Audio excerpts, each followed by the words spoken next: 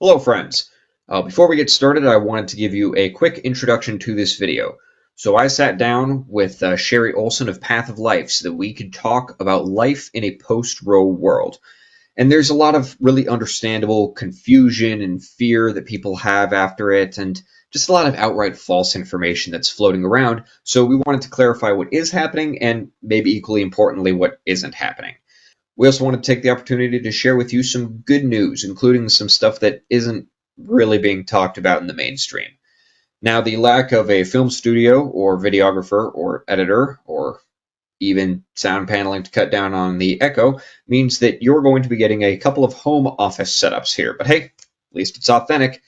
And we originally filmed this not too long after the release of Dobbs, but as you can see, there have been some delays. Part of that is because, again, I'm a recording and editing and videographer studio of one, but also just because I have other duties with Human Life of Washington that take up a lot of my time. Still, I'm sure it hasn't been that long since we recorded this, too.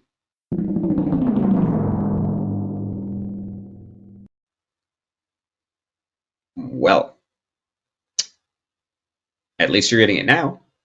And I look forward to one day being able to turn out better content faster. But in the meantime, I am glad to finally be able to share this with you. So I hope you enjoy.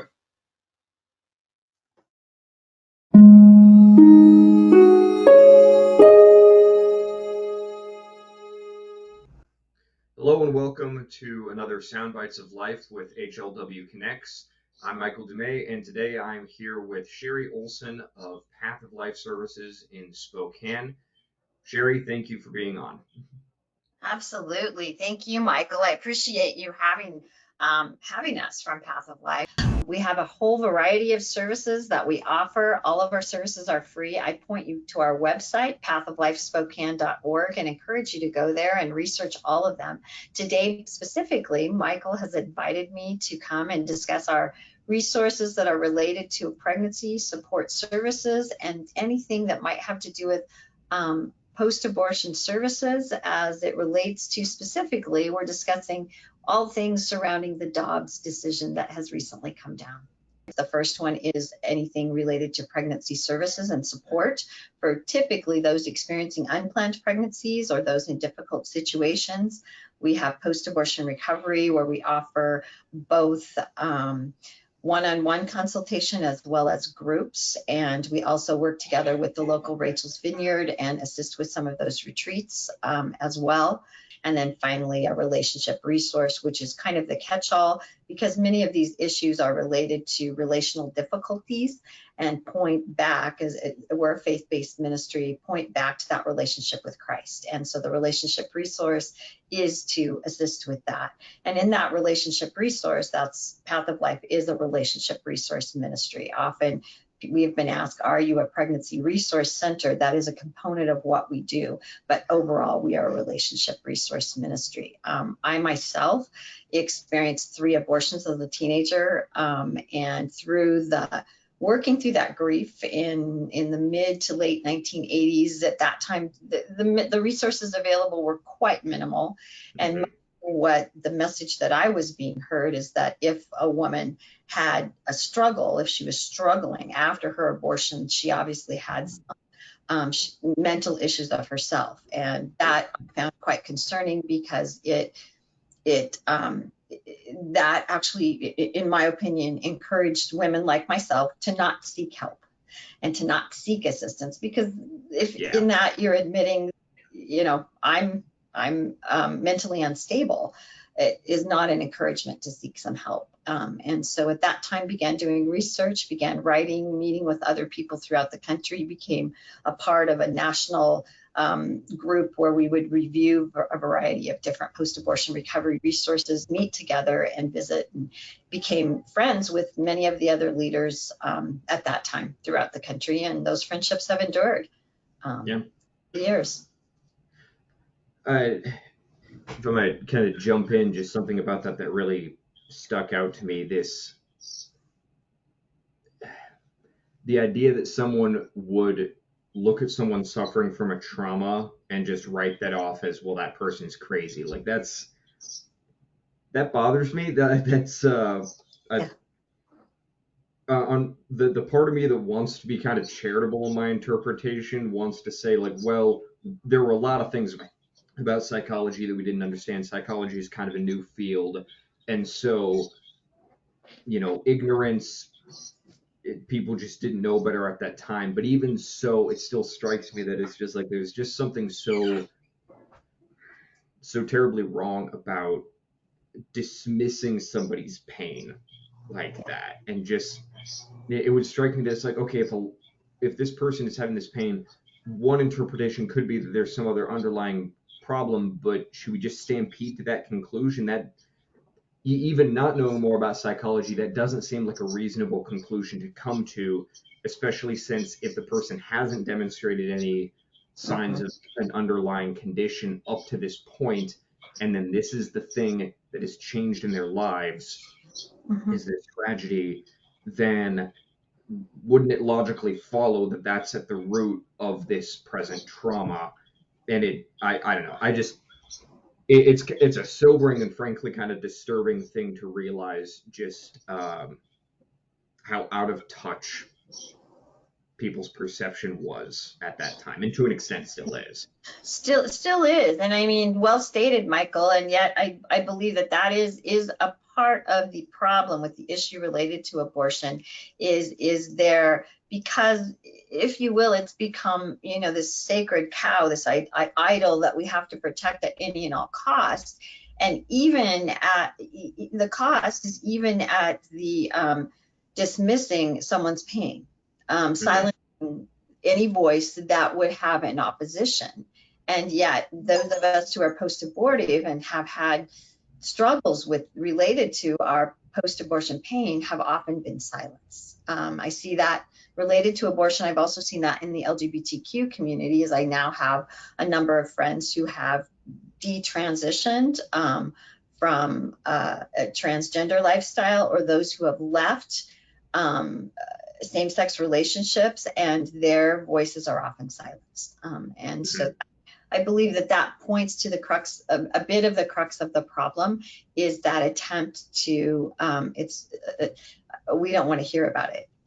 I mean, we're fine supporting you as long as you support abortion.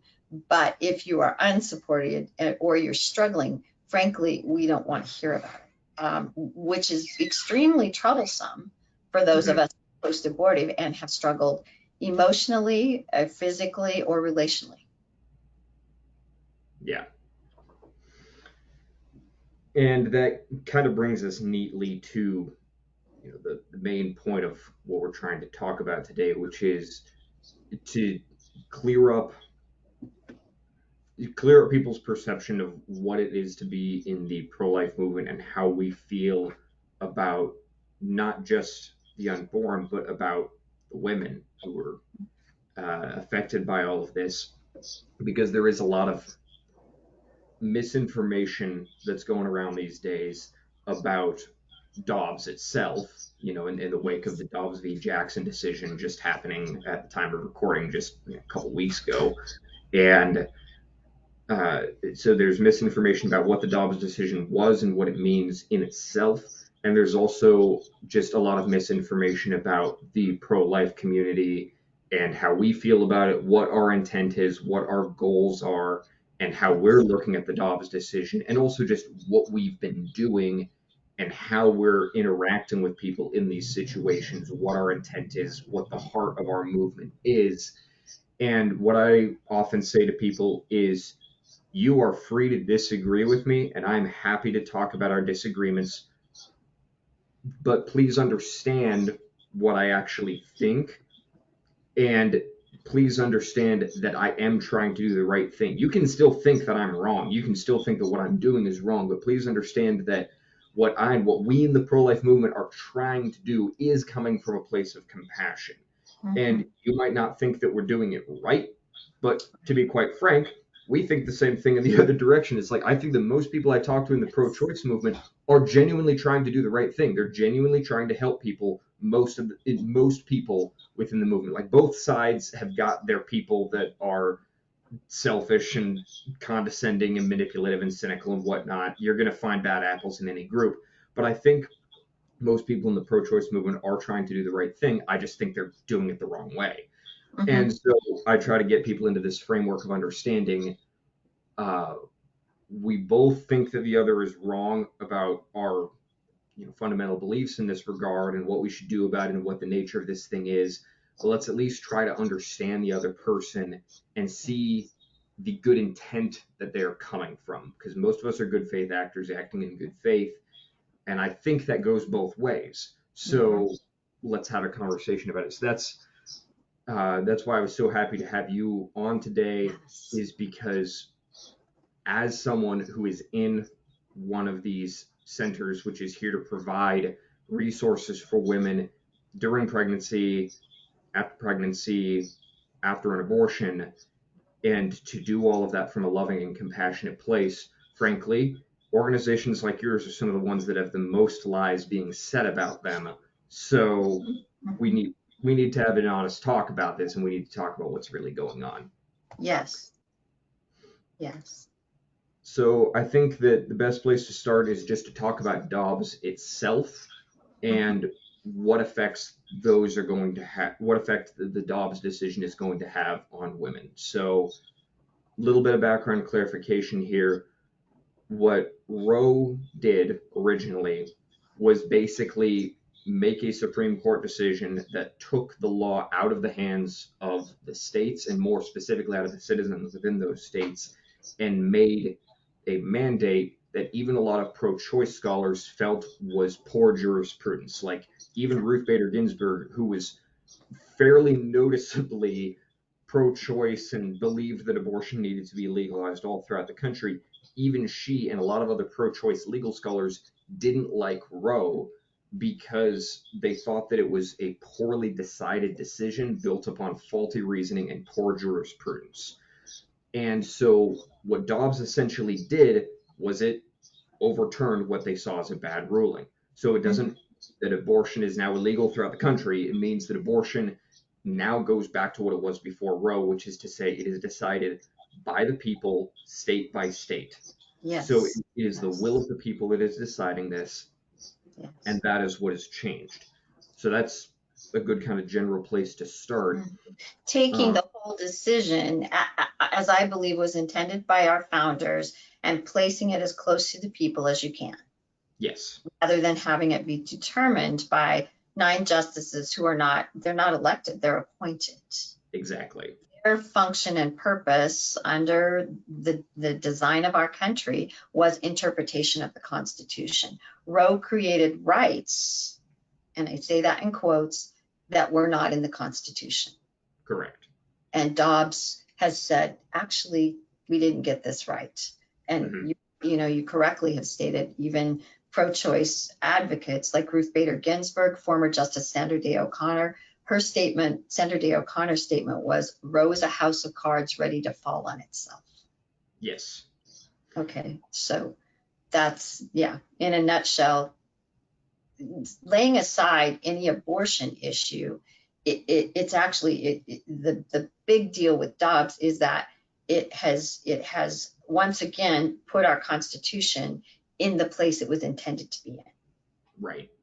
Uh, and it, and it's ensuring that the will of the people and the yeah, rule of law is going to be able to operate the way that it's supposed to, so that we can be having these conversations about, is abortion ever ethical, if it mm-hmm, could ever be ethical, under what circumstances, what are the laws going to be about this, how is this going to be reflected state by state. It's giving that back to the people and our elected representatives to make those decisions state by correct. state. And what I think that whatever side you come down on the issue, that's a healthier place for us to be in, and it enables us to have these conversations and actually have these conversations go somewhere, because now our opinions will actually matter in the True. practical application of this. Mm-hmm, mm-hmm, true. Yes. And so a good place to start from that then is myth number one, and this is one that we really want to assure people about.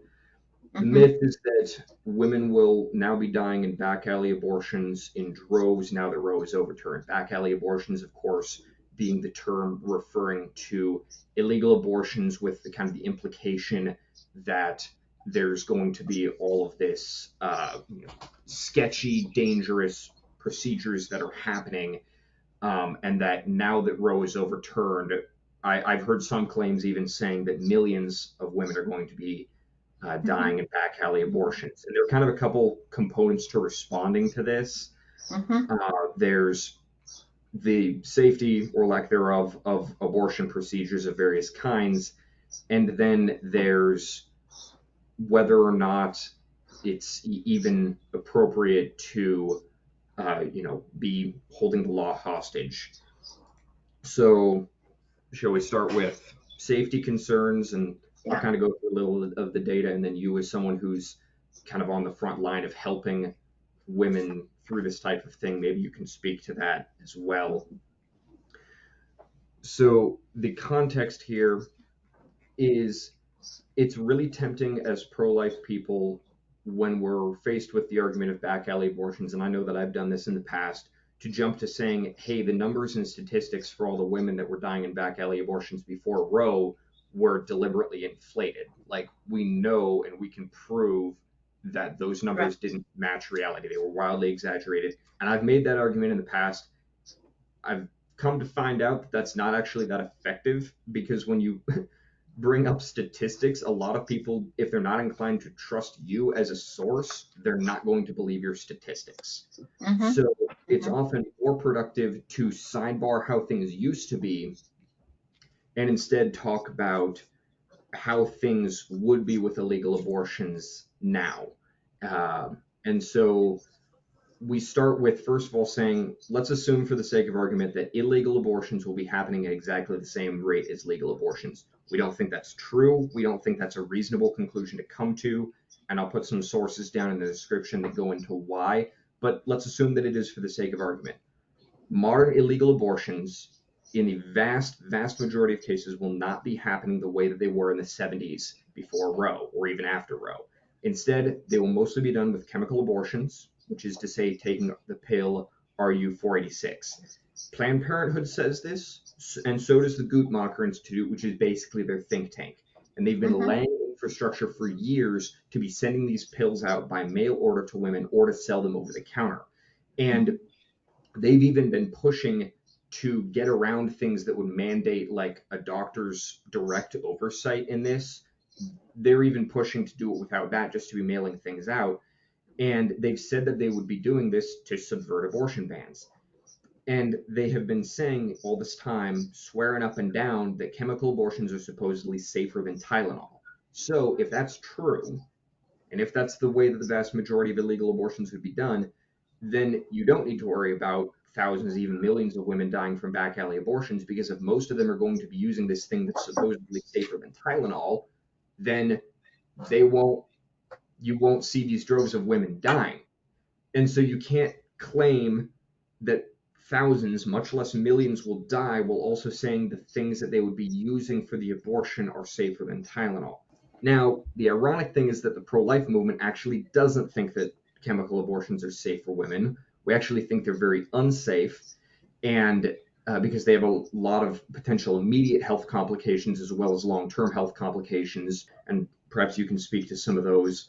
But Mm-hmm. I think the bottom line is we think they're very unsafe, and we have long demanded that the pills should, at minimum, have regulation and oversight Mm-hmm. that is in line with other drugs. You know, Mm-hmm. the standards that are applied to other drugs as far as safety measures should also be applied here. There's so many health complications that can arise from these drugs that can hurt or even kill women. And we would oppose these drugs even if they were safer than Tylenol, because they still kill the fetus, who we believe to be a person.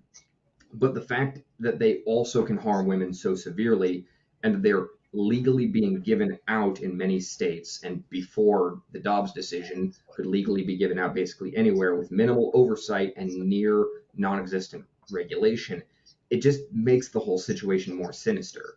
And to me, it shows that the abortion industry cares more about profits than they care about their clients' health. So let's kind of lay this all out. The abortion industry simultaneously claims that women will die from illegal abortions in droves, but they also say that most abortions will be done with the pill which they claim is safer than Tylenol.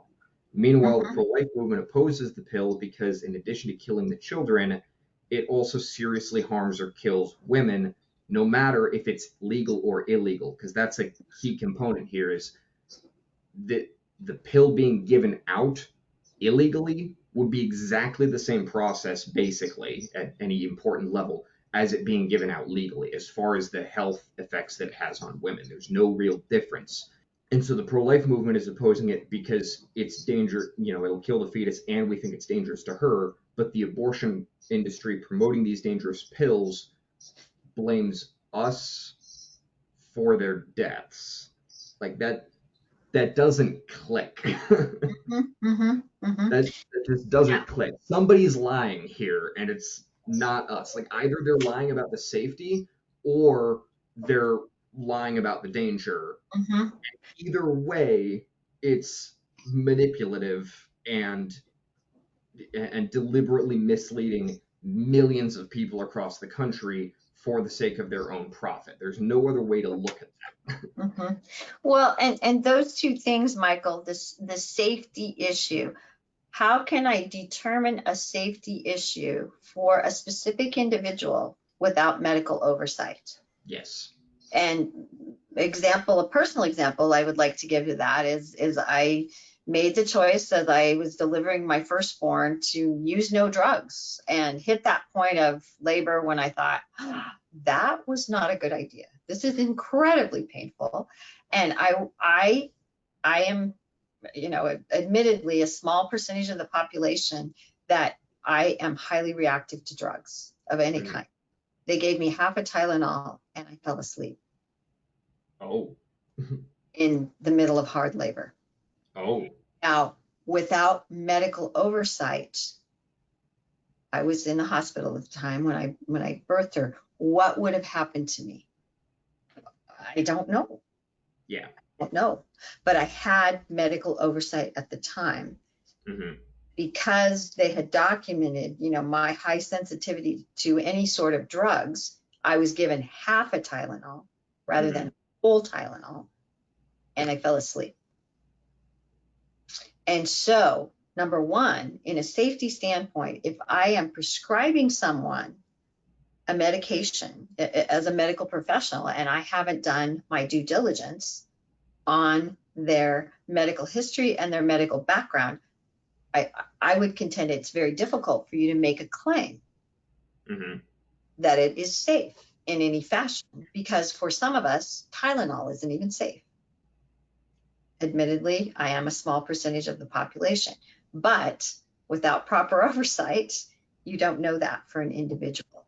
The second point, too, is also I'd like to point people to the Charlotte Lozier Institute, who has done a study on the chemical abortion and determined that there had been a 500% increase in emergency room visits directly attributable to the abortion pill medication. Yep. 500% is very high.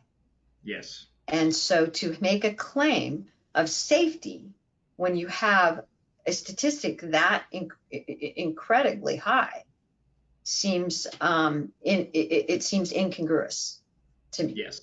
Um, and safer than Tylenol, that may be from a physical standpoint, but what about the emotional side of the abortion, where a woman is aborting a child through medication in her home? So Yep. then, in a sense, the home becomes, rather than for most of us, our homes are safe havens. Yeah. Then you have this incredibly difficult memory tied to your home. You may be on your bathroom floor. You are going to lose a lot of blood. Um, and I mean, that's just how it will happen. And so you will be in a really difficult situation. So that's another side. But then also, what about physical side effects for those of us who have abortions in our past? I remember hearing the startling news at 42 that my mammogram was not normal.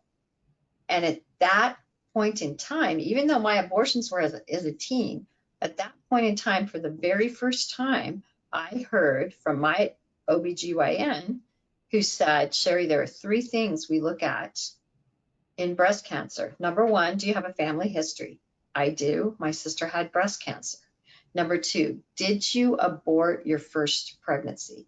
Okay, why am I hearing this for the very first time in my life at 42 Mm-hmm. instead of years ago when I actually had the abortions? And then the third question was, did you deliver your first child, actually have your first live birth prior to 35? Why, yes, 2 days before I was 35, I delivered my first child. But why am I hearing those things for the first time after I've had an adverse mammogram? Yep. And why is that information not being provided to women at the outset? Even now, if you go on the Planned Parenthood website, they will indicate that the claims of the connection between abortion and breast cancer are unfounded. I strongly disagree with that. I believe you have to go back and look not only at, I mean, my experience with my own physician. There's an excellent documentary, Prepared Hush, Mm-hmm. where it's by a pro-choice woman. She did not set out to have those findings, which I think that often gives you the delivery of a better result when you don't have, your end result in mind. But she did discover the direct link between abortion and breast cancer. She discovered the direct link between abortion and preterm birth, which And is, she's a pro-choice researcher who discovered she is this. a pro-choice researcher. And so that information within the medical community is widely known. I also, through my own research, after I had this adverse diagnosis from a mammogram, began doing research and uncovered that the second clinic where I had the clinic where I'd had my second abortion in Portland, Oregon, had actually been sued by a young woman a few years after I had my abortion because she had a family history of breast cancer. Planned Parenthood settled that lawsuit and the file was sealed. Yep. While I did not admit any guilt in it, you don't request a file to be sealed if you have nothing to hide, in my opinion.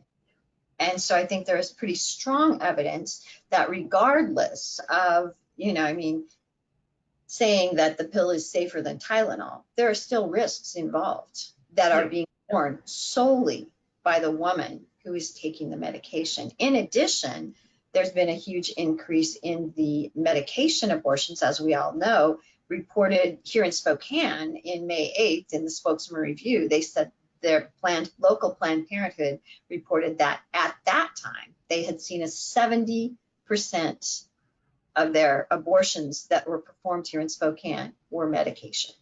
That was in May of 2022. And so we know that it is becoming a huge business, and has been for quite some time. So then that takes us back to, I guess, the question, women will die in back alley abortions because of this. Well, if you make that statement, then you have to then jump to ask another question, I think, is did legalizing abortion make them safer? Which it did not. I would contend it has not. The issue of unplanned pregnancy isn't a new issue. We all know it's been around for a long time. And in the 1960s, many women, would be taken away to a maternity home. Perhaps they would deliver the child or the couple would marry, which is not as common as it is now.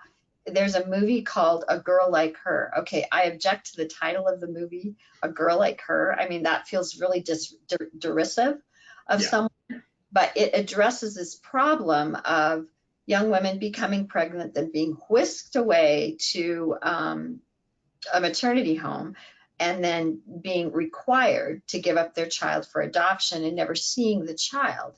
Well, in my own, because I have women who married I know women who've married in the 60s and married under circumstances where they were pregnant at the time they got married. And so their report to me is many more women that they knew of just got married than were sent away. In that movie, A Girl Like Her, the whole premise is that, aren't we lucky that we have abortion now because this won't happen any longer? But as I watched that movie and heard the grief of the women who they felt their children, were just taken from them, I am seeing the parallel between that grief and the grief of the post-abortive hundreds that I have dealt with over the past years.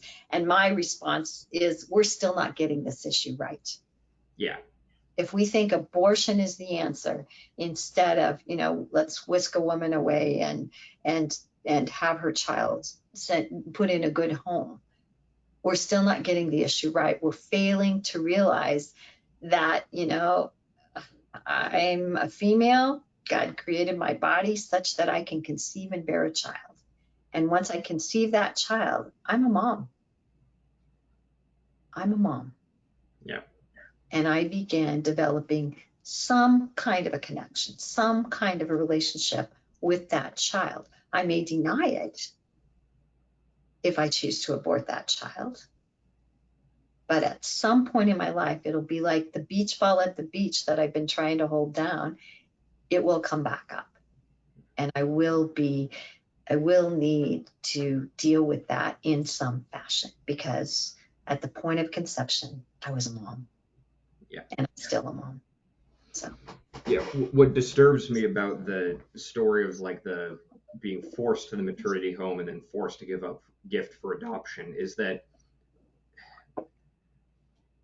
first of all, as you say, some women who have the unwanted pregnancy want to raise the child, even in incredibly traumatic situations. Sometimes that is the very thing that helps them through that trauma, is having the life to nurture. At the same time, it's also like it is an incredibly heroic and giving and loving and self-sacrificial thing to gift a child for adoption Sure. to a loving family who can support them. I think that the solution is we need to be able to facilitate these life-giving options to the best of our ability and to have nonviolent solutions to the difficulty of an unwanted pregnancy. And the idea of whisking women away and forcibly taking the child, that's not a loving solution. And I would argue that that's not even nonviolent, because it's imposing this taking of the child from her. And abortion is clearly not nonviolent. Like if the pro-life movement is correct about the premise that the fetus is a person, and I think that's best articulated through the equal rights argument, which I'll put a link to down below if anybody watching this doesn't agree with that. That's where we're coming from, and it comes at it not from a religious place. This is an argument that can be used whether you're secular, religious, whatever. Sure. But it comes to it at a place from what is the human person, what is human dignity, what are equal rights, how do we define those, who gets them, etc. And it approaches it from that angle, and it comes to a conclusion because of other things that we consider self-evident.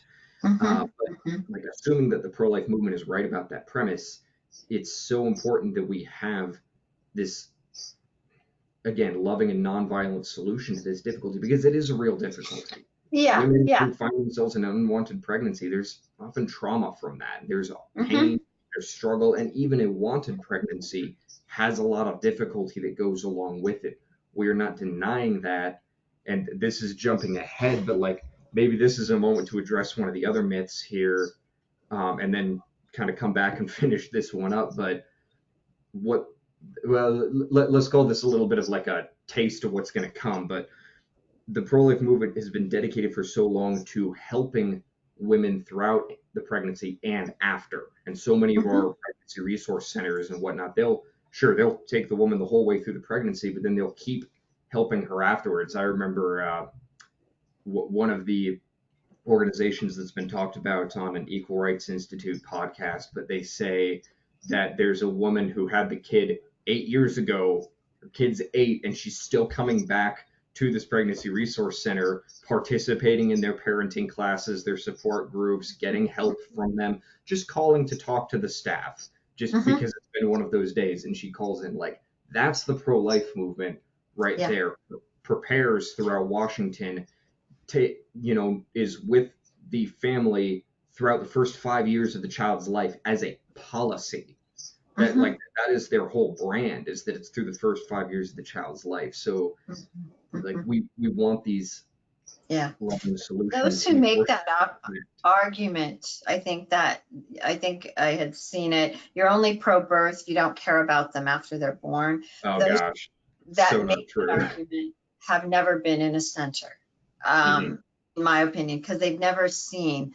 And so my first question is, if someone made that argument, I would say, "My, have you ever accessed services at a pregnancy resource center, or even just toured one? Yeah. And are you aware of the extent of the services that are granted and that they're free of charge?" Because like at Path of Life, our consultants walk entirely through the pregnancies, I mean, and our volunteers, I mean, we have volunteers because, like I said, we're old yet new. We have volunteers who have been in pregnancy resource work nearly 30 years. Hmm. And they have clients who had babies 20 whatever years ago. They're still in contact with them.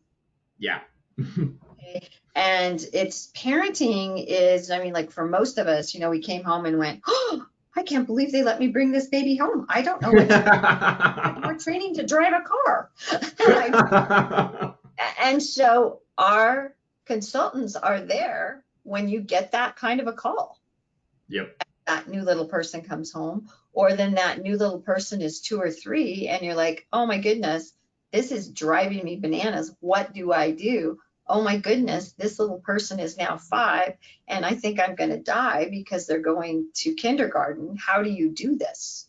Yeah. No, we're not just here to say, "Phew, saved a baby, dodged a bullet." No, that's why we're a relationship resource ministry. We're here to invest in and be in relationship with our clients Yep. and their children. Exactly. And so many also, you talked about multiple other programs through your organization beyond just throughout Mhm. that. It's so many of them are geared towards, hey, you maybe have some underlying circumstances in your life that led to this being such a complication. Maybe we can help you with that. It is honestly more rare for me to find as because I'm always looking up new pregnancy resource centers, and it's hard to keep track because there are somewhere over 3,000 in this country. Mhm. It's like three or more times the number of abortion centers that there are these free pregnancy resource centers.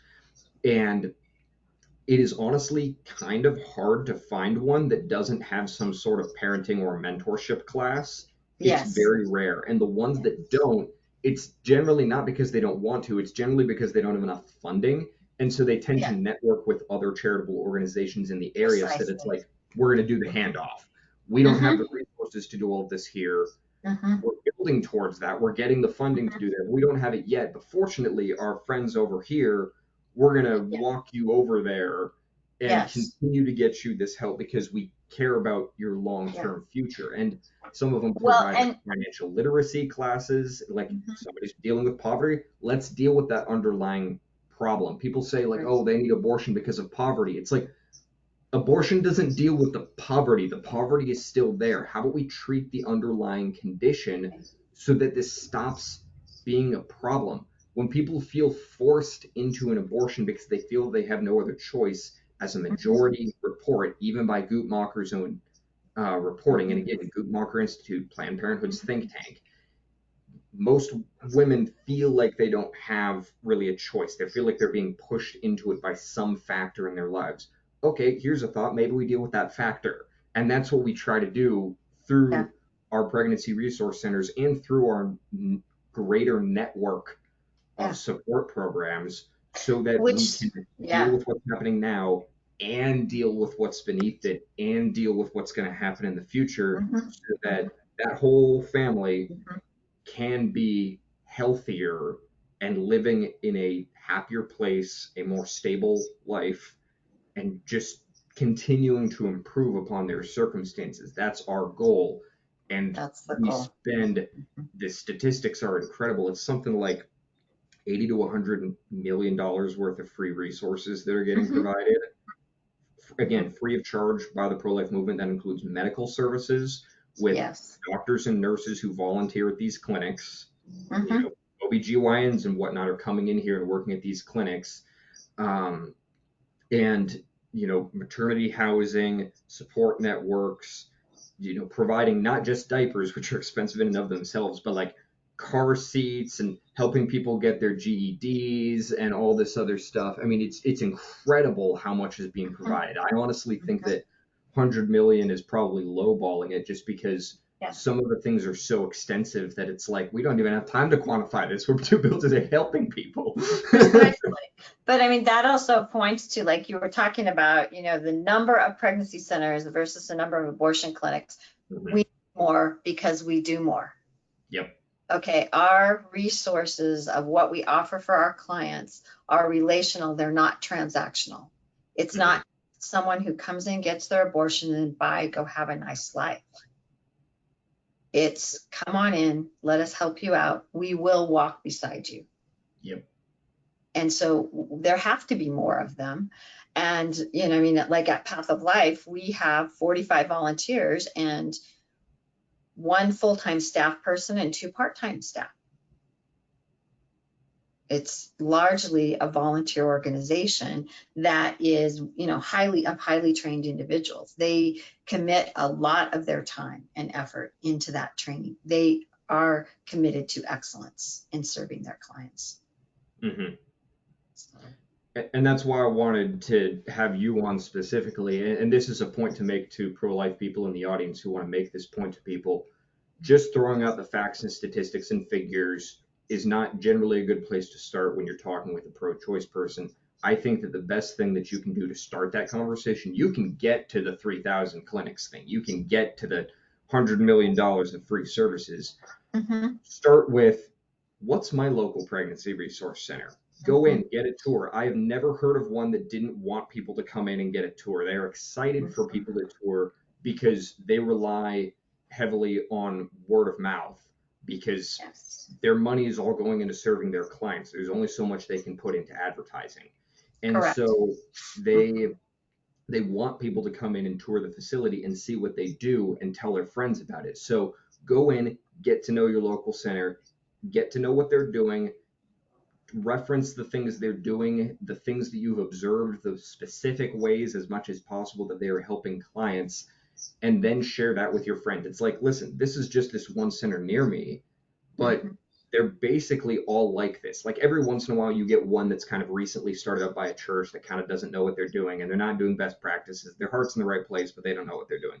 That's increasingly rare, though, because you have big organizations like CareNet, Birthright, Heartbeat International, these different organizations that are specializing in optimizing these pregnancy resource centers to be providing the best possible services to the woman during and after a pregnancy, as well as abortion recovery services for those who have dealt with the trauma of abortion and are still dealing with it and want to find healing from this. And a lot of them are also jumping now on the SRT model, so SRT services, sexually related trauma services. And I just had an interview with Perry Underwood, and you can watch that interview on our website as well. But they, in addition to dealing with unwanted pregnancies, abortion recovery, there's also STD treatment. There's also miscarriage treatment for people Pregnancy who have loss. pregnancy loss from an ectopic pregnancy, miscarriage, and help them deal with the trauma. So Misanon is that organization that's under the SRT umbrella. And they also have sexual abuse, sexual assault treatment as well.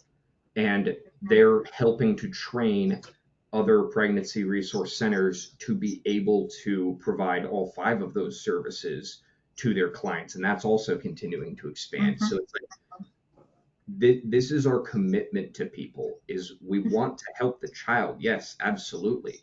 We also want to help the mother. If the father's in the picture, we want to help the father. If, we want to help people long term, regardless of what decisions they have made up to this point. We want to help them be healthier, be happier, and be making the most of their lives. Yeah, and be everything that they were created to be.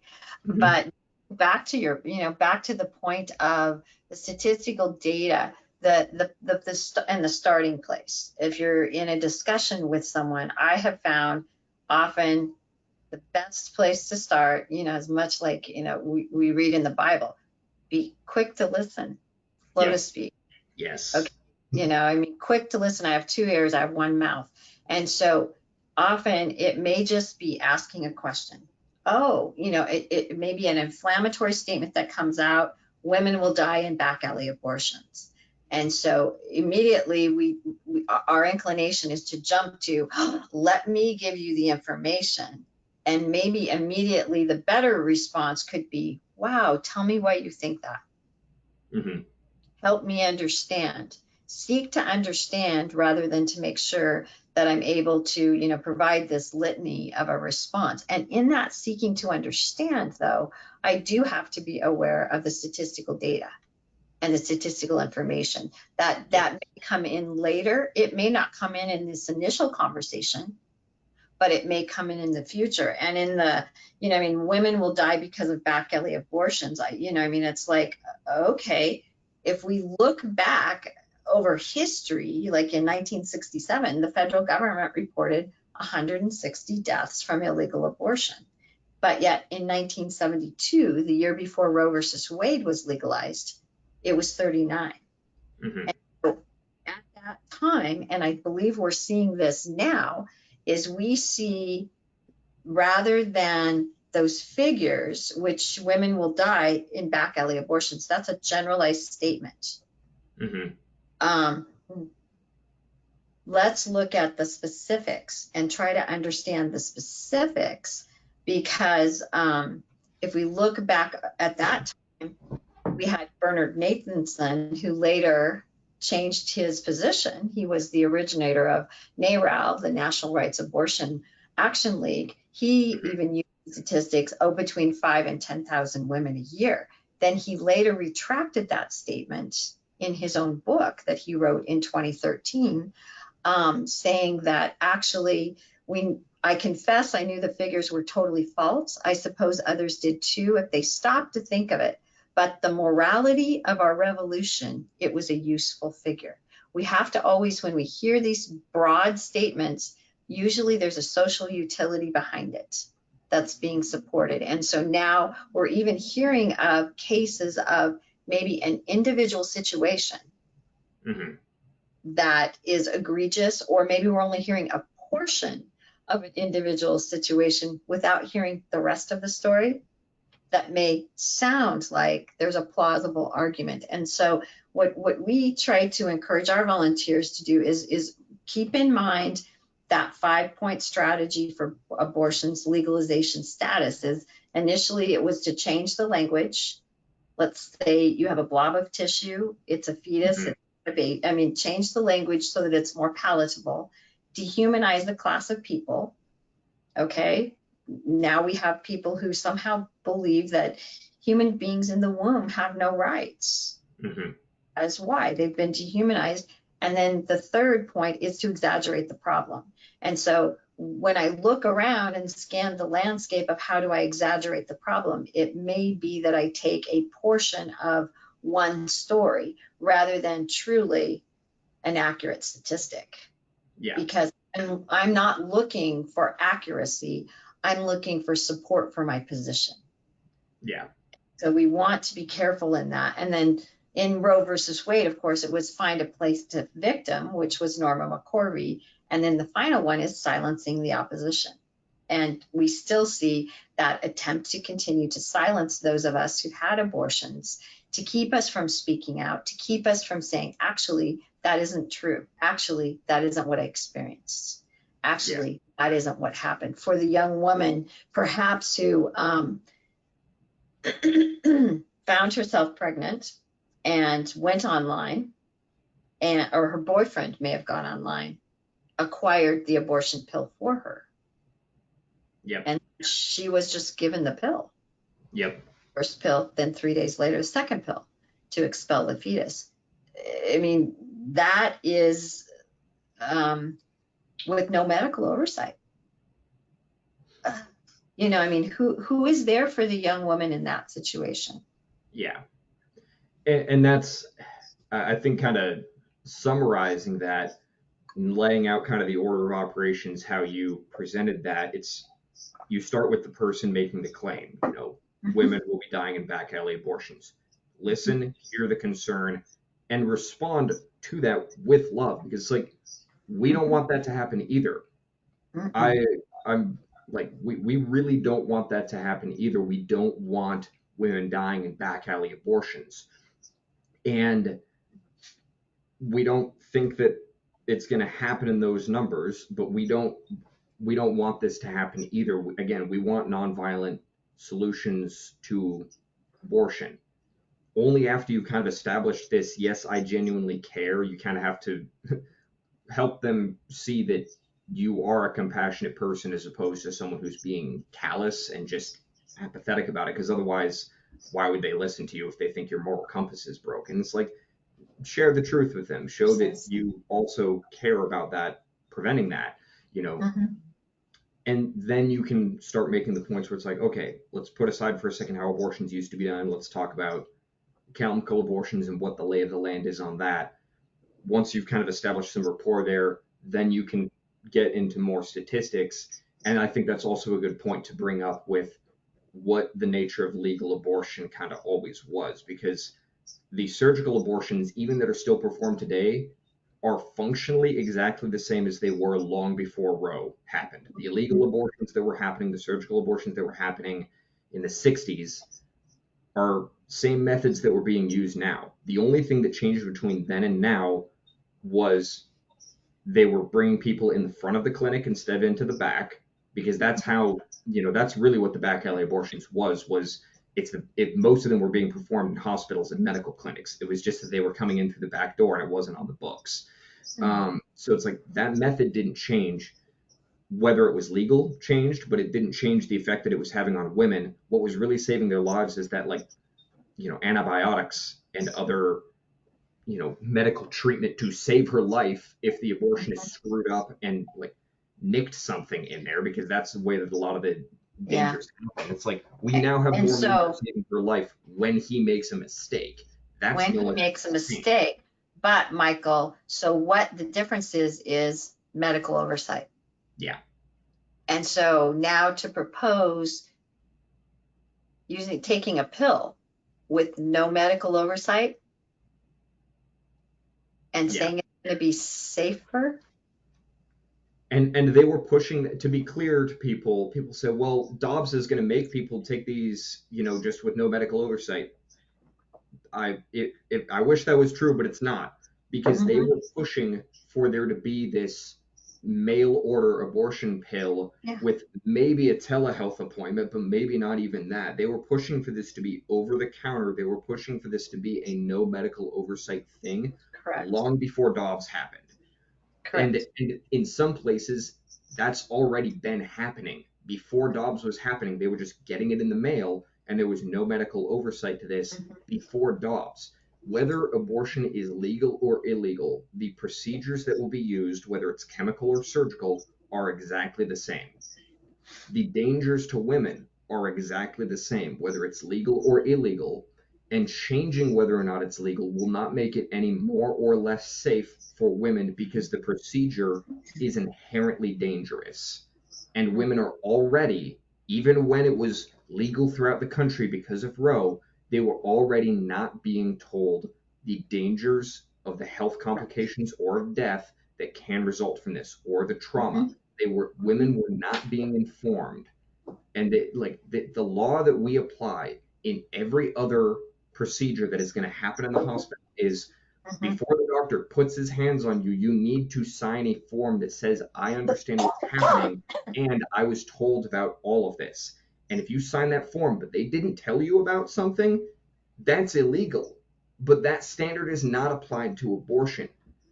And you have to sit there and wonder, who does it benefit that women are not being given the full picture about the potential risks of this? Maybe Mm-hmm. it's the industry that makes billions of dollars on this and Mm-hmm. for decades has been trying to remove oversight and maximize their bottom line by removing any overhead, accounting for, let's see here, safety. I mean, and yet Mm-hmm. we're bad guys. So a Mm-hmm. little bit of sarcasm there, a little bit of bitterness, but I Yeah. think that it's right to be angry about this manipulation, because women are being hurt because of malfeasance of an industry that demonstrably does not care about them. I'm sure that there are individual staff members, plenty of individual staff members who work at these abortion clinics who genuinely think that they're helping women and who are trying to be helpful. Abby Johnson, who used to be a Mm-hmm. Planned Parenthood director, had Yeah. that rude awakening where she She was like, wait, believed. why are we having abortion quotas? Mm-hmm. And she was Employee of the Year. She's like, why are we having abortion quotas if we're doing this to help women and it's not a business practice? And they basically told her, don't ask stupid questions. Yeah. They tried to shut her up because she just asked, why do we have abortion quotas? Doesn't that kind of make it seem like we're just in this for the money? And they Mm-hmm. told her to shut up, and she was like, that's weird. And that was kind of the start of her realizing something was very wrong here. Yeah. And I'm laughing because it's absurd, but I'm also laughing because the only alternative is to just be angry about this because this is wrong. This is obviously manipulative. This is obviously wrong. But we're Mm-hmm. not being told about this in the mainstream media. We're being told that it's the pro-lifers' fault that there's all this danger. But no, the procedure is broken in itself. The system Right. is broken in Right. itself. Right. Charlotte Lozer's study of the 500% increase in emergency room activity was prior to the Dobbs decision. Yeah.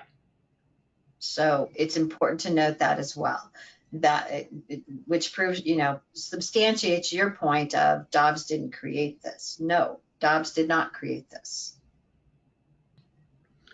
And in a note of other things that Dobbs did not create, another one that we have to bring up, and this is one that I think is really important to assure people of, is this is kind of myth 2 and myth 3. Myth 2, women will be denied life-saving medical treatment because of abortion ban. And this is Mhm. generally referring to things like an ectopic pregnancy, where the fetus implants in the wrong part of the woman's body, usually the fallopian tube. In those circumstances, the child cannot survive, and it can be very life-threatening to the mother. And that's the standard example, but there are other things along those lines. And tied to this would be myth 3, which is saying that women will be prosecuted for miscarriage. Mm-hmm. Short answer in both of these cases is no, that's not what's going to happen. Every single one of these, like heartbeat bills and whatnot, these pro-life laws that are going into effect now that Roe has been overturned, every single one of them makes it explicitly clear that ectopic pregnancies, miscarriage treatment, medical treatment for life threatening circumstances in pregnancy that are there to save the mother's life, none of those are banned by the abortion ban Correct. because and this is consistent with what the pro life movement has said for years, which is we don't really consider those abortion. We don't, because that's medical triage in Mm-hmm. our Mm-hmm. perspective, is you can't save everyone. And some people say, well, that's hypocritical. It means that you don't value the child's life as much. It's like, no, that's not what's happening here. It's not If the case. if you're a field medic and you've got 10 people who are seriously injured and will die without treatment, and there are 5 of them that you think you've got a good chance of saving, and 5 of them that you don't think there's any way of saving them, and you treat the 5 that you think you have a chance of saving, that doesn't mean that you don't regard the other people's lives as valuable. It's just medical triage. Sometimes you Mm-hmm. can't save everyone. That's tragic. We don't want that to be what happens, but sometimes life is not in our favor. Sometimes there is no way to save everybody. And in the cases of an ectopic pregnancy or some other life threatening scenario, we want that woman to be able to receive the medical treatment that she needs to survive. None of that will be made illegal by any of these abortion bans. And all of these bans have been very explicit to A, make provision for life saving medical treatment in these cases, and B, many of them double down and additionally say also ectopic pregnancy treatment is also not banned by this abortion ban. So it's like Right. they could have just stuck with the first one, but they wanted to be extra clear, so they put that in there Right. too. And they also put in clauses about miscarriage, where it's like if a woman has a miscarriage, that's not an abortion. If she then needs to go in and seek medical treatment after she's had a miscarriage, because sometimes that needs to happen in order to save her lives, that's also not made illegal. That's also not covered by the abortion ban because it's not an abortion. Women are not going to have to worry about being prosecuted on this. And Mhm. I'm going to link to some stuff that goes into more of the legal details and mans rea and everything else that goes into like how we sort these types of things, what we would even be looking for in terms of prosecution.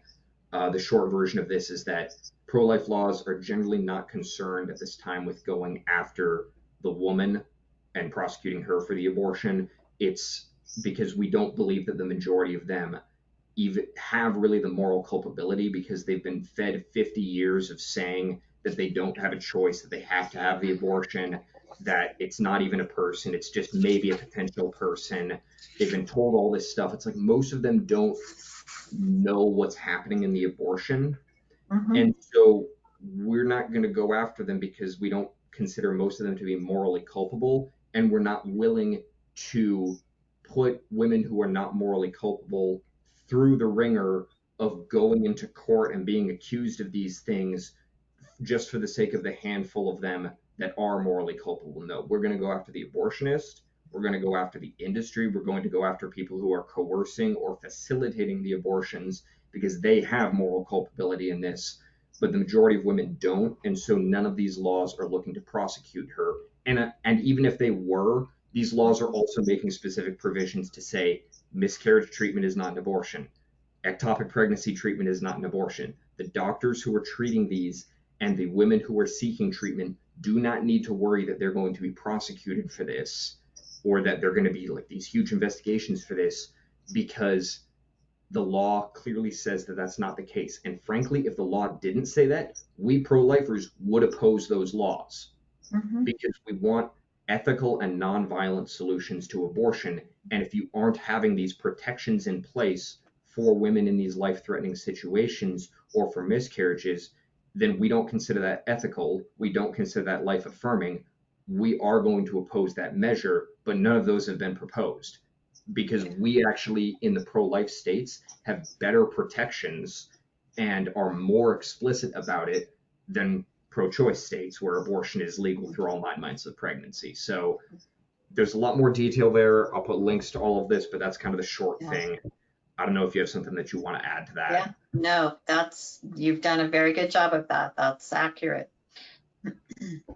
So again, we want to be very gentle when listening to people with these concerns, because if that Mhm. was something that they had to worry about in the law, that would be a very legitimate concern. And because they don't know, that's a legitimate concern for them to have. So we're in a position to be able to say, I hear you. I would Mhm. be really worried about that too if these laws had that on the books. And if those laws had that danger of that happening, I would oppose Mhm. them too, and so would the pro life movement. But you don't need to worry Yes. because the laws are explicit about, et cetera, et cetera. And that's how you Mhm. can express that to that person and allay their fears in a way that's clear that you're hearing them. You also have that concern, and so does the pro life movement. And that's why these laws are so specifically worded. Mhm. And to allay the concern further too, Michael, I think you can always go back to, oh my goodness, where have you heard that? Yes, that Uh, that's a great way of putting it Once too. again, seek to understand, where did you get that information? Can you provide me with a resource? Hmm. I also would like to read it, because we're trying to seek to understand. Often we can just kind of start a firestorm Hmm. of, we've got to make an argument, we've got to make an argument, we've got to make an argument. And no, sometimes it's like, it's like the game of telephone. Maybe we only hear a little bit of a sound bite, and then a rumor begins to spread like wildfire. And I think that too, as people with a different viewpoint, we have to maintain a reasonableness, Yes. and then also just ask the question, golly, where did you hear that? Yeah. Because it's that's how old wives' tales started. I mean, do you remember, Yep.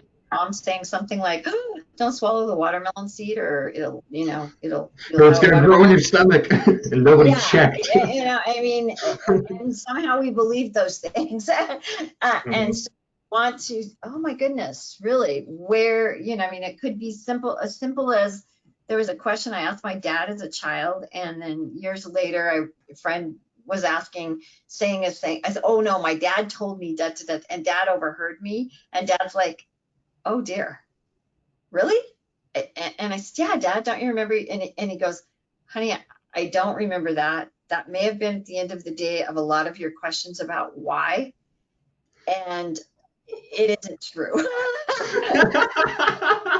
For heaven's sakes, it was Yep. my dad, and I believed it, like into my Yep. and so you know, the source obviously is so important, as I Yeah. found myself. You know, I mean, the source, medical professionals, I walked into trustingly, believing they were telling me the truth.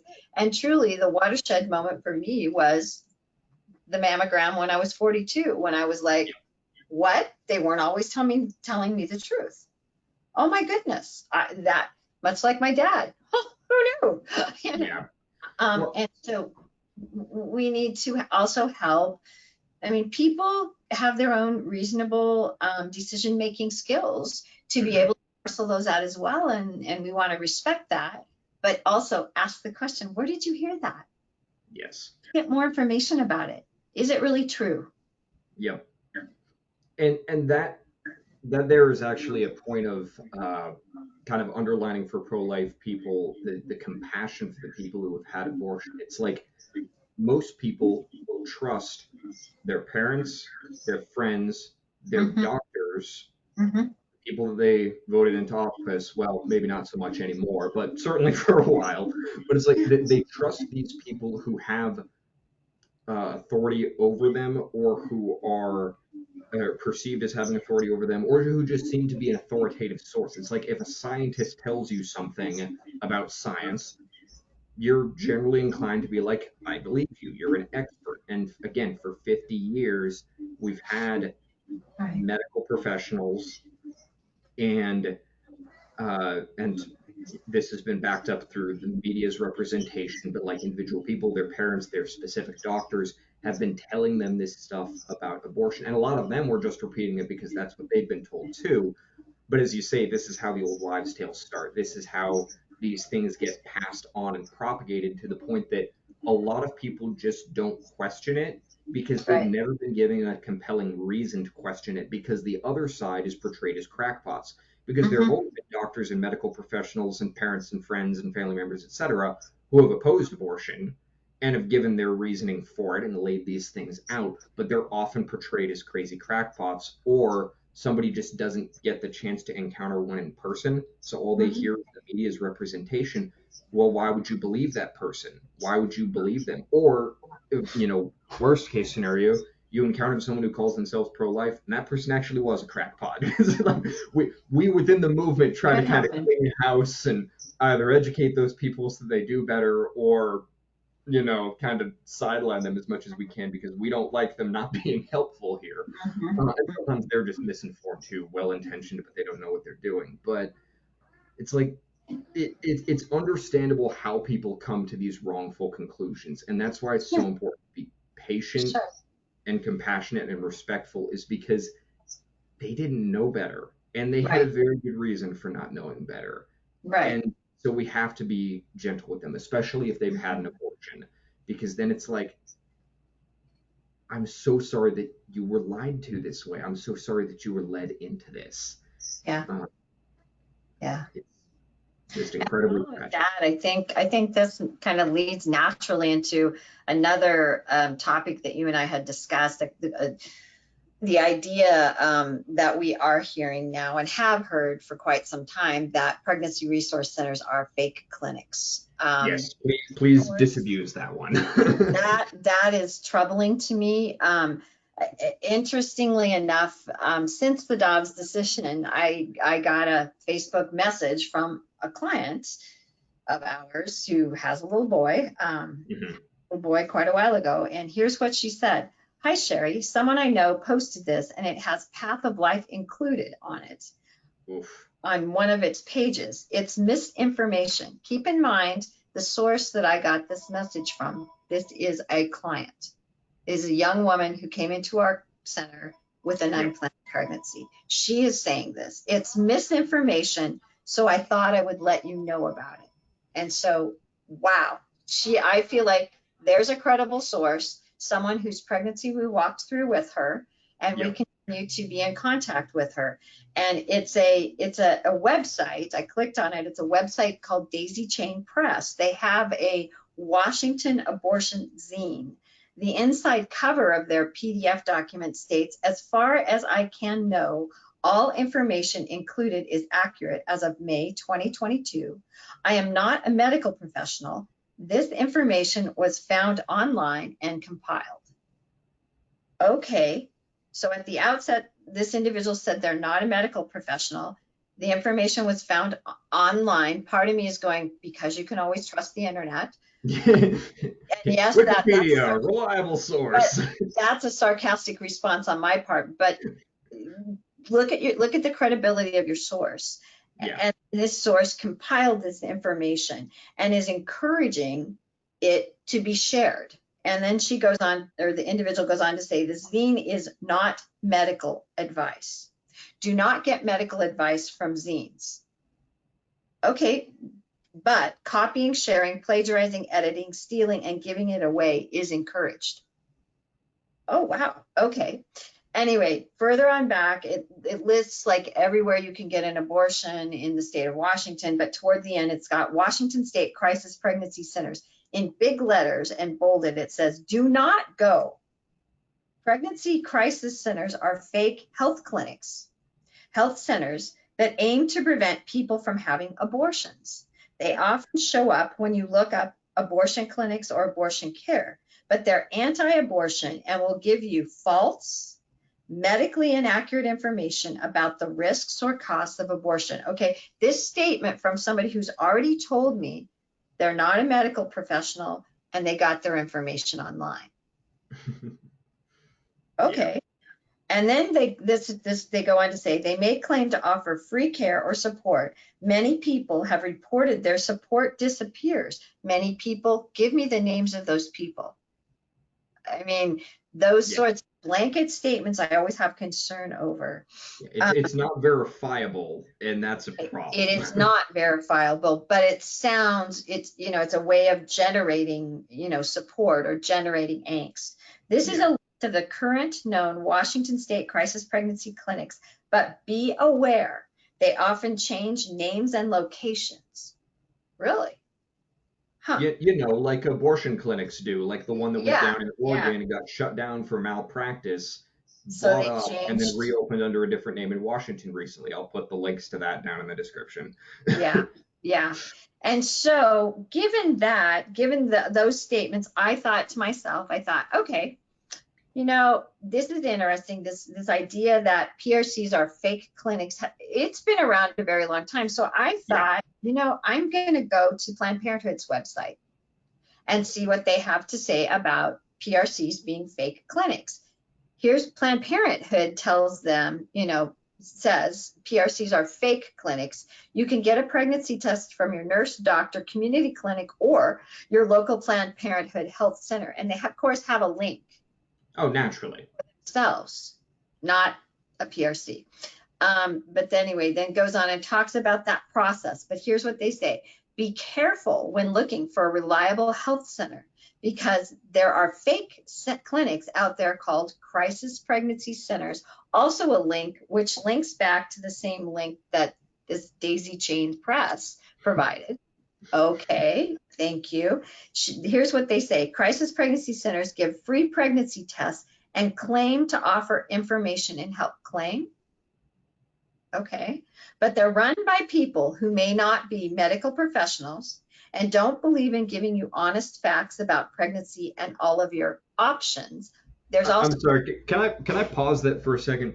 Planned Parenthood site directors are often not medical professionals. Abby Johnson, who again was one of their employees of the month for a while, and was a pregnancy director over, an abortion clinic director over multiple Planned Parenthood locations. She had no medical background whatsoever, and talks about that fact. So it's like, even if that were a legitimate argument to make, and I don't think it is because you can have a director who's not the professional as long as they have the professionals on hand.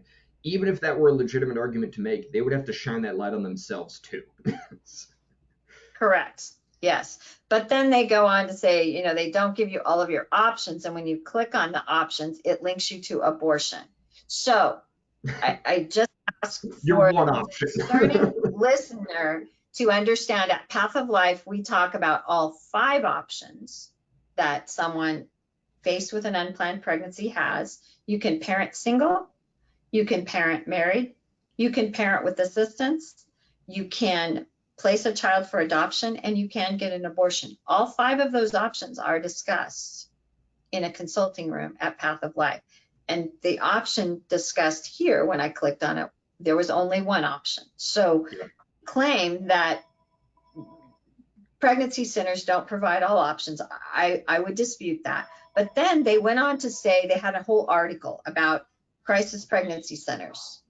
And here's what they said. CPCs often, okay, and they have several claims. Number 1, are not staffed by doctors, nurses, ultrasound techs, or any other real healthcare professionals.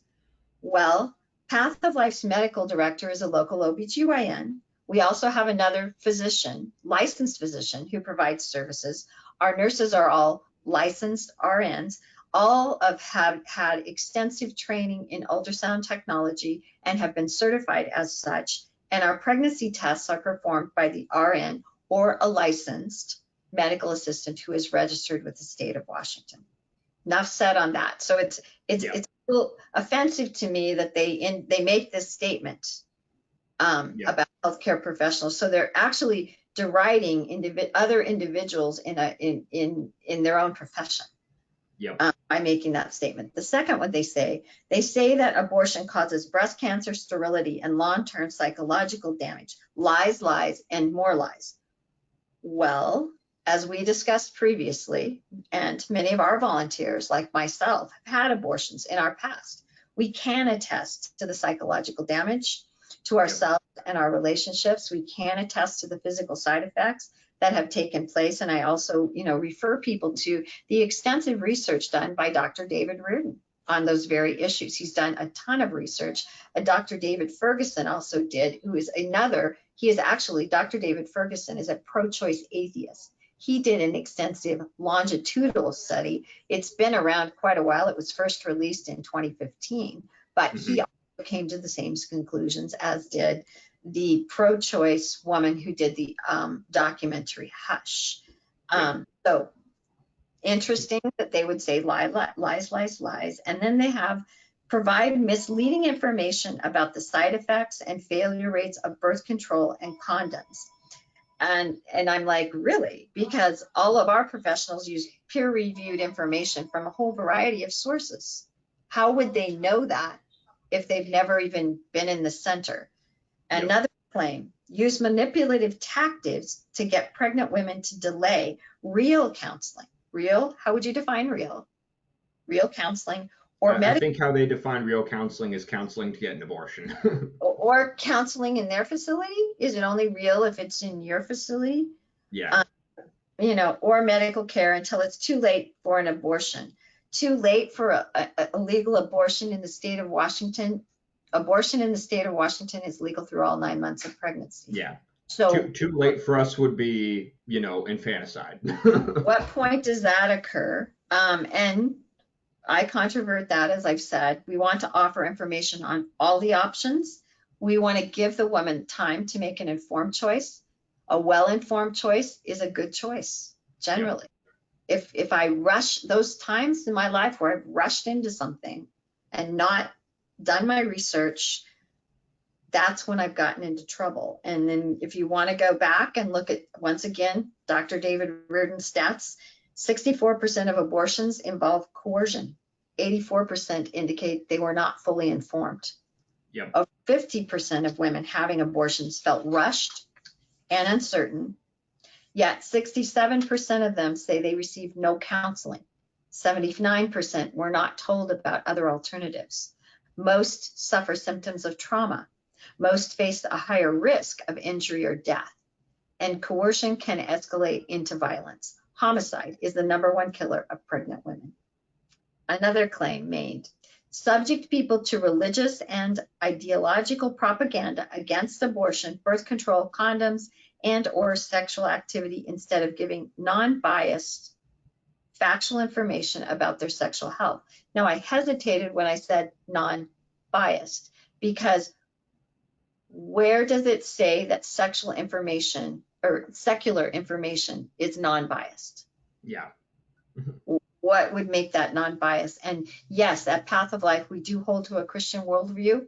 Our website clearly indicates that, which informs our consulting, just as Planned Parenthood's worldview and ideology informs theirs as well. All of our information is peer reviewed. It is medically accurate. We do have medical professionals on staff. Next claim, set up shop very close to legitimate reproductive health centers, hoping to confuse payments or patients.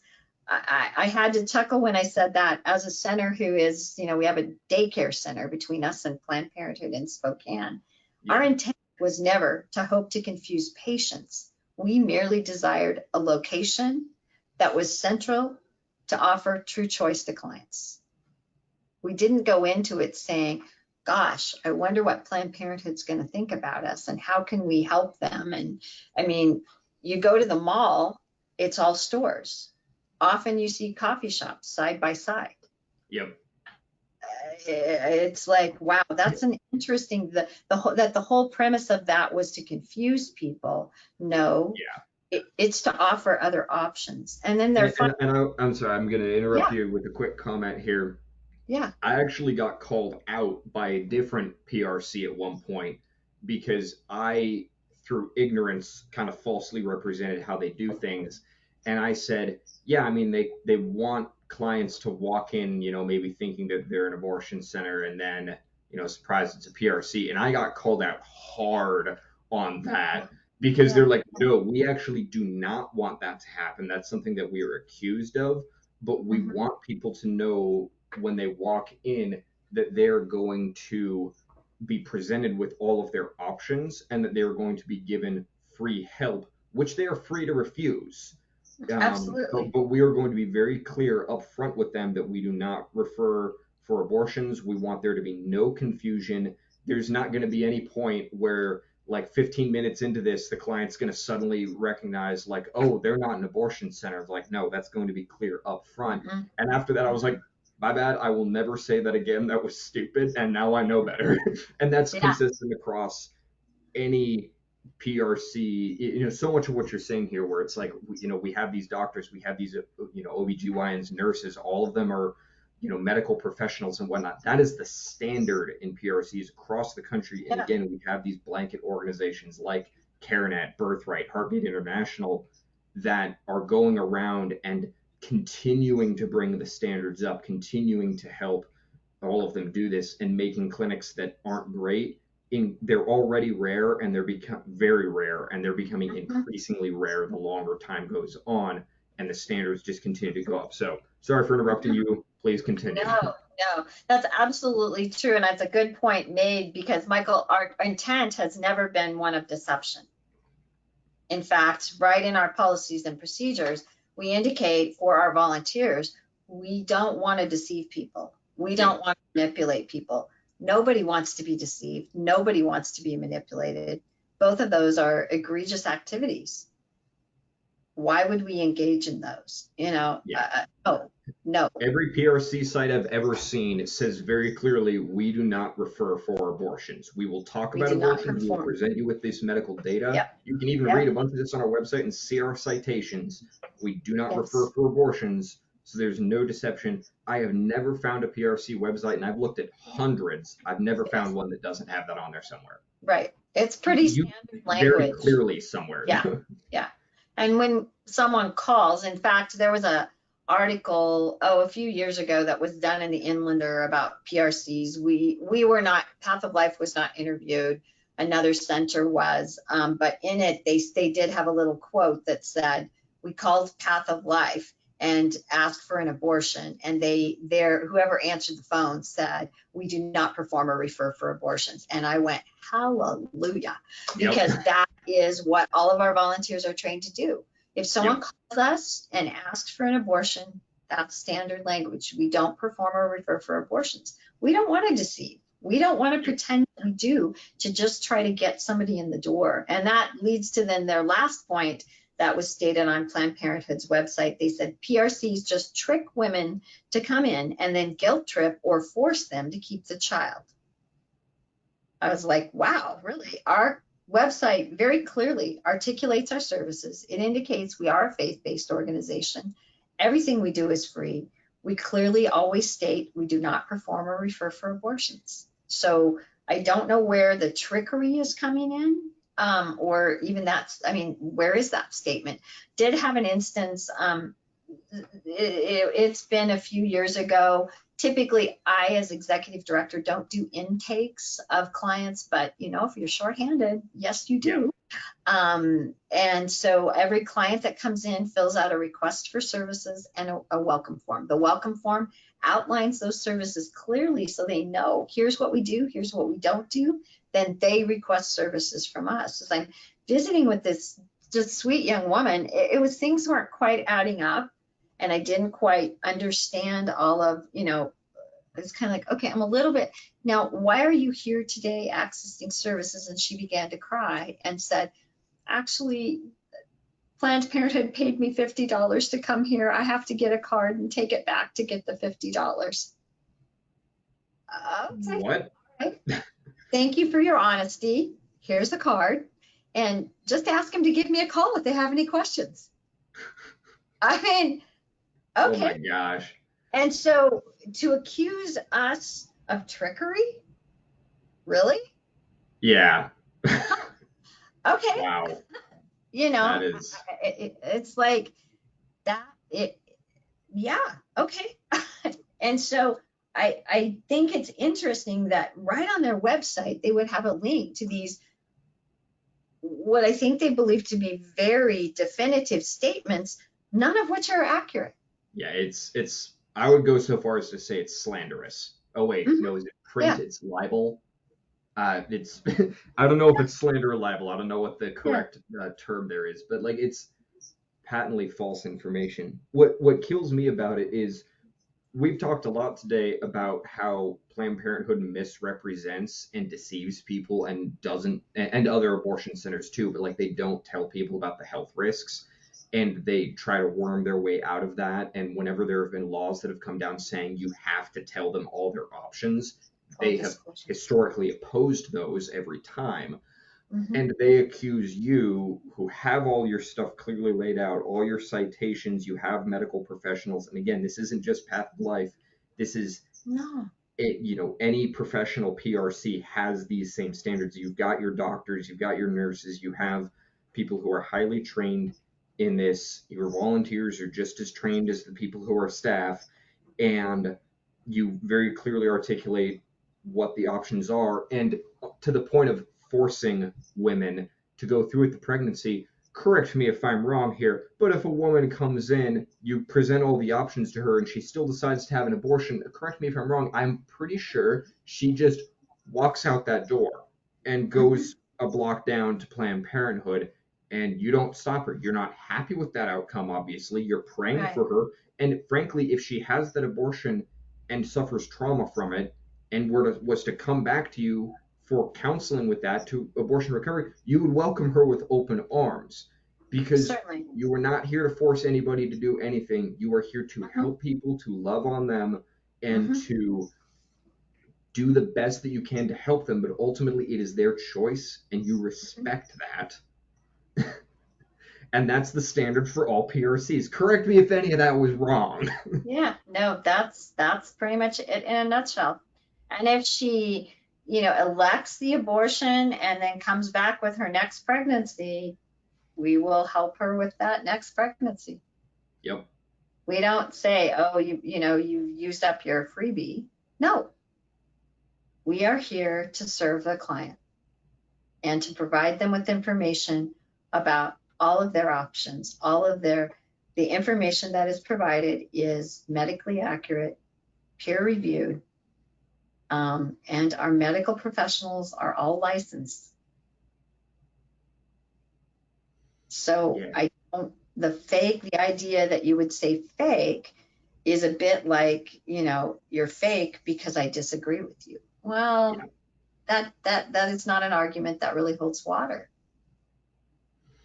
Now, there's one thing that I've heard about, and I don't know if this has ever happened with your center, but I don't remember which one it was, but I remember hearing from one of the PRCs that I was talking with that sometimes they would have clients that were actually sent to them by Planned Parenthood because Planned Parenthood wasn't doing ultrasounds or something like that. There was something that they have on their website. Yeah, we do this, but they don't actually do it. And so they would send clients to the local PRC because that PRC actually did provide those services. And they said that they actually had a remarkable amount of traffic coming over from Planned Parenthood because Planned Parenthood knew they actually provided these medical services. Have you ever I, experienced that or heard about to that? my knowledge, we haven't experienced. I have heard of that, but to the best of my knowledge, I don't know that that specifically happened at our center. Okay.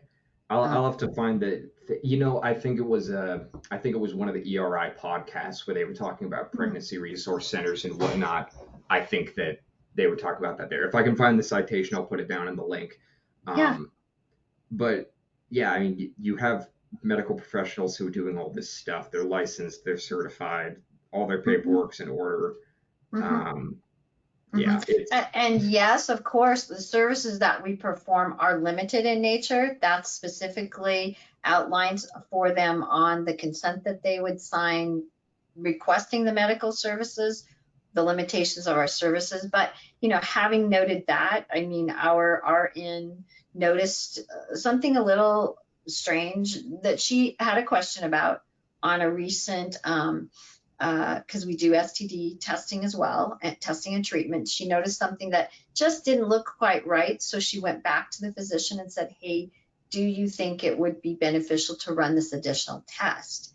And the physician immediately came back, yes, absolutely, please run it. So they did. It turned out to be valuable information that was needful for this client's health, even though, it wasn't within the scope of what we do. Of course, then she had to refer the patient out, the client out. But that's what any medical professional would do. yep, Um, yeah, Situation of that nature. And so to say, I mean, part of me, of course, I read that, and because our volunteers, these are amazing people. These guys give above and beyond the call of duty every single time, every single time. They give their time, they give their money, they give time with their families, yep, bring their families to help with things that we need help with. And so yes, I will defend them. And so when I read, that they're not staffed by doctors, to me, that's derisive of people that I watch day to day yep. do a job with excellence. So yes, I do take that personally. It's like, no, you may not talk about these people that I watch on a regular basis doing amazing things at their own expense. Yep. And it's a high stress thing too a lot of the time. Like this is Yes. not an easy thing to be No. walking with somebody through what's often a very difficult time in their lives. It's like that's an emotionally draining thing to do. That's a an energy draining thing to do. This is not a small thing, and yet again, as you say, most of your staff are volunteers. Hmm. So it's So they're doing their regular job yeah, 4 hours a week, yep, and they're giving us a few additional hours. yeah. That's going above and beyond right What? there. Not everybody does that. Yeah. Yeah, and if people say, well, their services are limited to this or any other PRC, I say, okay, the reason their services are limited is funding. It's a very short list of reasons. It's funding that every PRC I've ever met would love to be able to do even more than they're already doing for their Sure, clients. sure. But there are, limitations on what they can do based on their funding. So if you're dissatisfied with the level of service, fund them. I would love to see every PRC in this country receive the level of funding that is being thrown at Planned Parenthood and the billions upon billions upon billions of dollars that they're making. It's like I would love to see that money going to something that's actually going to be providing accurate medical information and loving free services to their clients because Planned Parenthood isn't free either. Right. So yeah, it is striking to me what the difference is. Right. But then the limitation of services, that is also evident in a variety of instances. For example, if you choose to go to your OBGYN and somehow, and I'm making this scenario up, but maybe somehow in an ultrasound, they see a mass in another area of your body, they will refer you out. Yep, which is exactly what you do. And You see something so, that's beyond the scope of your services, exactly, you're you not just want going to be to left keep. tough luck. You're going to help connect them with what they need. Yes, yes. And you want to do, here's what we do, and here's what we do with excellence. Yep, And here are other sources for other information or other resources that we can refer clients to, yep. so. And I think that if anybody watches through this and they still have doubts, I would encourage you hop on CareNet's website or Birthright's website, Heartbeat International, do some local searching, whatever it ends up being. Mhm. Find a PRC that you can go to, talk to the staff, see what they do. Some of them are going to be faith-based, some of them are not. Either way, they're going to welcome any client and they're going to help that client. There's a tremendous heart that these people have for the people that they're serving. And I've never walked into a PRC or even just talked to their staff on the phone and been disappointed with what they're trying to do. And I know people say, well, you're saying that as a pro-life person. Yeah, I am saying that as a pro-life person. I'm also saying this as a pro-life person who has gone in and been like, can you give me a detailed list of the services that you provide, the citations for the medical information that you're passing out? Can I check your homework? Because Mhm. it's in my best interest as a pro-life person that these services are being provided to the best of their ability, that all their medical information is accurate, because I don't want to later find out that some group that I pointed people to wasn't doing a good job, because that reflects poorly on me, that reflects poorly on my organization.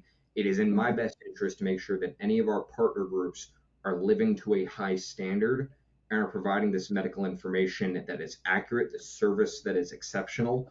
And if I find out that there's one that's not doing that, I want to know about that ASAP so that I can take them down, remove them, look and do something about that, because I don't want to be referring people to something that's not going to be good for them.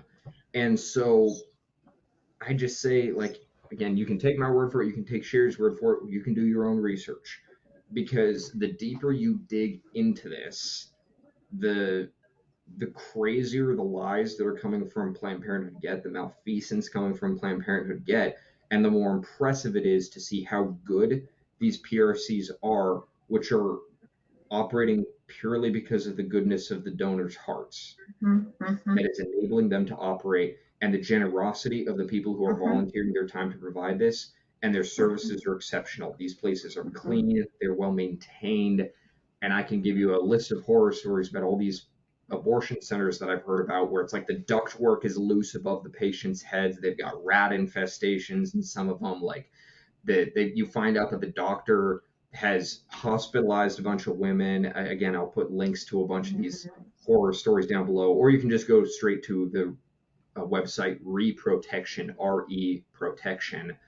Look them up because they investigate these Yes. malpractice instances Yes. in Planned Parenthood and whatnot. Like, go through that, look at those nightmare stories, and then go Mhm. to your local PRC and see the difference.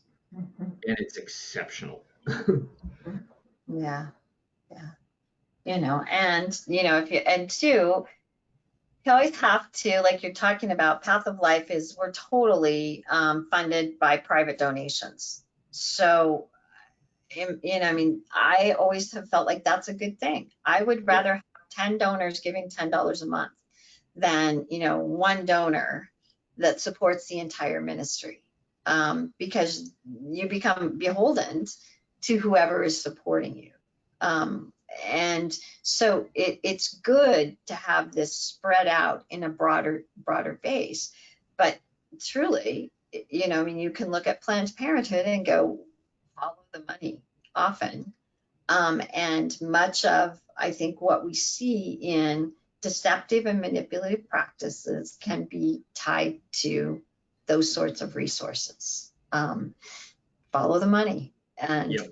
see where it leads you. And unfortunately, like in Washington State, those of us who live here, even though we are pro-life, we are funding abortions. Yep. And we can't get around that because And of how there's the insurance not. and whatnot works in the state. Yeah. Yeah. Yeah. Unless you hop on with like one of those kind of like alternative to medical insurance things, like that's the only way to get out of it. Any of the established insurance firms, tough luck. Like They're your money goes to it. You required. can't do anything about it. Yeah. So. Yeah. Well, I don't. You've been very generous with your time. I just looked at my watch and realized, like, oh, we had talked about doing an hour. That was much longer than an hour. That's Um, longer. Sorry. so I don't want to take up too much more of your time since you've already been so generous with it. But yeah, those are a number of the myths that are leveled against the pro-life movement and myths that are out there about Dobbs.